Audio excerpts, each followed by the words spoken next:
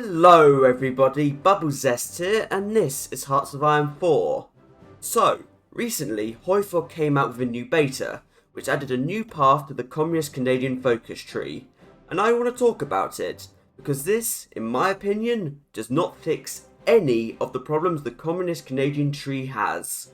So, let's do patriation, go up to speed 5, and begin. And now we're going to burn the royal portraits. You know, I didn't expect to be revisiting Communist Canada so soon. We recently did them in the What's the Point multi-mix. But hey, what can you do sometimes? You never know what's just around the corner. With the King's portrait thoroughly burned, we're going to hire ourselves a communist revolutionary. And also do army modernization. Look at that, 0.35 a day. Very fast. Imagine being the CPC right now. In theory, hundreds and hundreds of people are coming to join them every day.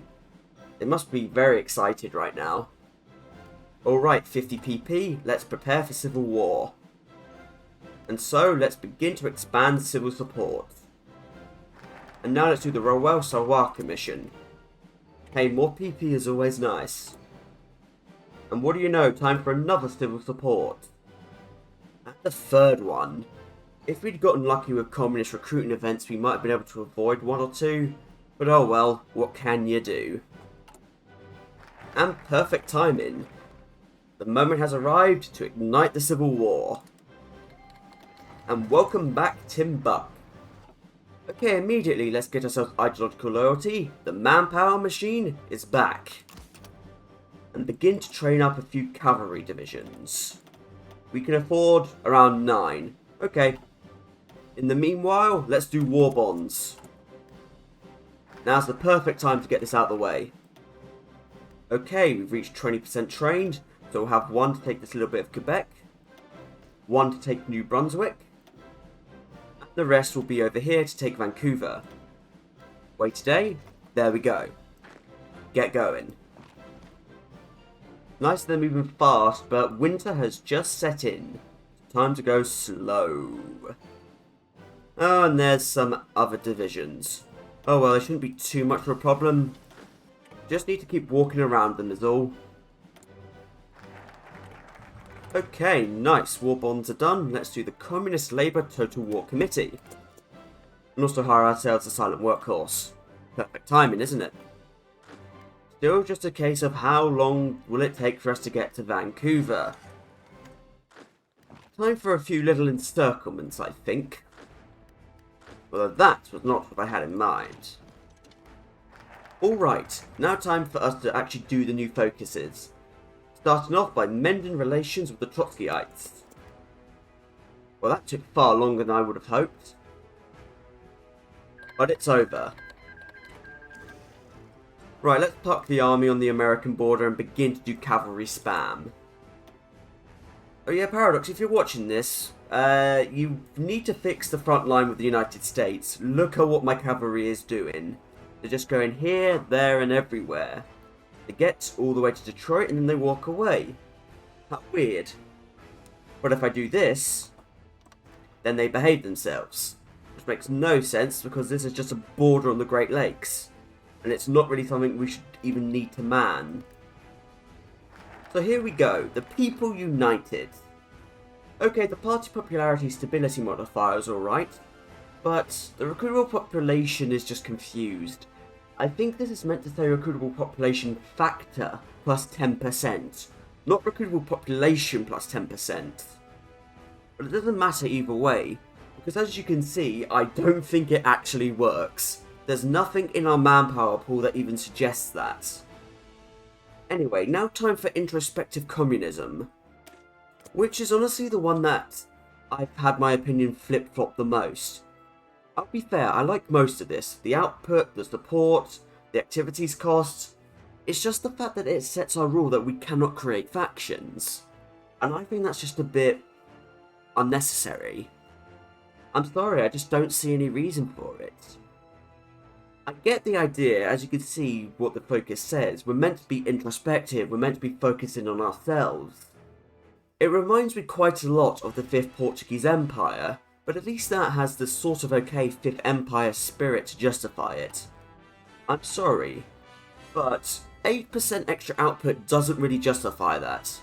It removes quite a lot of replayability with this tree, because you can't do things with the Comintern, you can't go and join another faction if you're in a historical. This is needlessly limiting, if you know what I mean. Now, Spirit of the True Revolution. On its own, this is honestly a fine national spirit. The problem is, how are we meant to take advantage of most of this? Like the non-core manpower and the resistance target, how are we meant to take advantage of these? How? There's no easy way anymore for us to get non-core states. I would do defense scheme number 1, but I am definitely not ready. So instead, crown corporations. Which is completely contradictory because we're communist. I know what you're thinking, and you know what? Let's try it. Let's see if having just random 2 whips can somehow be more helpful. Probably not. A National Housing Act? Of course. Well, there.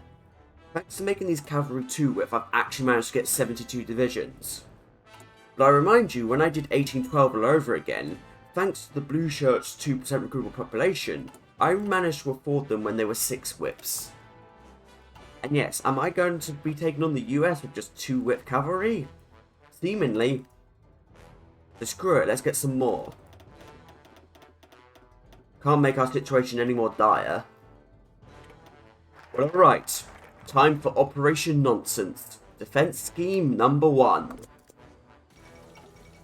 Of course, at this point, what we'd normally do is justify in the Philippines to get an easier way into the US, but I decided, why not? Let's do number 1 today. Although, thanks to the subversive activities cost, justifying on the Philippines is easier than ever. Well, okay. Let's do this. Time to get to Los Angeles. Yeah, at least this bit of the border isn't defended. But the bits with the big victory points like Washington and New York sure are. Does that look like a gap to you? Yes, it does. Very well. I'd better use it. Well, nice. That's a nice little encirclement. Well, I tried to take Washington, but there was actually a unit there, so no 1812 for us. I'm literally losing units by the second here as well. I don't know where most of my units went. I can only assume they ran out of orc and died. Oh yes, we can now also do the reactivation of the Farmers' Unity League, which is honestly the best thing here, because it modifies the Great Depression. And yes, I know I could have done this during the Civil War, and in fact, if I was going to min-max this, that's probably what I would do. But that wasn't the point I was trying to make. But hey, at least this time I actually get 1812 all over again. Well, we actually made it to Los Angeles this time, but there's a unit there. Oh no, it just left anyway, so problem solved. No, never mind, it's back. Well, finally, Los Angeles. Still 21% to go. And I'm running out of men here. My literal one hope is the 107th Cavalry, which has no units around it. Well, there we go. We reactivated the League. For whatever good that's worth. Nah, I'm kidding, of course. Getting rid of that was actually very nice. And Washington has just been taken again. Right, this is where I'm going to call it. We can't win. We started with 96 divisions, we're now down to 14. Right, so you guys probably know where I'm going to go with this, but I still need to say it.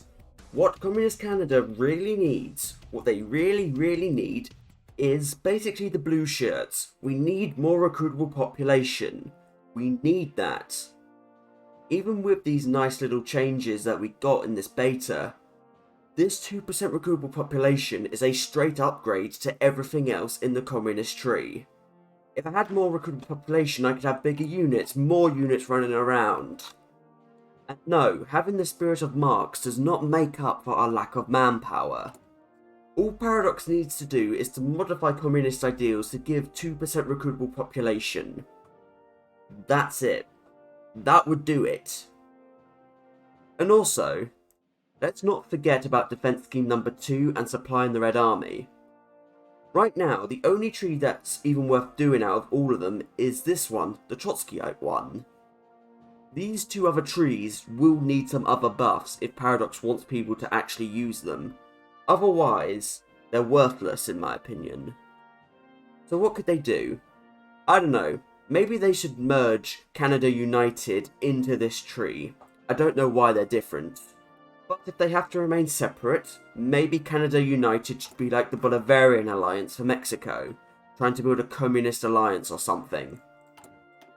And joining the Comintern should give some buffs for helping the Soviets in Barbarossa, something simple like that. It doesn't have to be the most in-depth tree, but so more needs to be done. I hope when this comes out of beta, I'm proven completely wrong and this is a great tree. Because, like I said at the start, as this stands right now, this does not fix any of Communist Canada's problems. And before I forget as well, why do the fascists have access to Newfoundland and Labrador stuff, but we don't? Surely the communists can have something to get Newfoundland and Labrador, right? It doesn't have to be exactly these, maybe you could add something where you buy them back or something. But still, the fact that only the fascists have access to this is kind of weird, in my opinion. Nevertheless, though, until next time, everybody, thank you for watching, do hope you've enjoyed it, and until we meet again, from me, Bubble Zest, goodbye!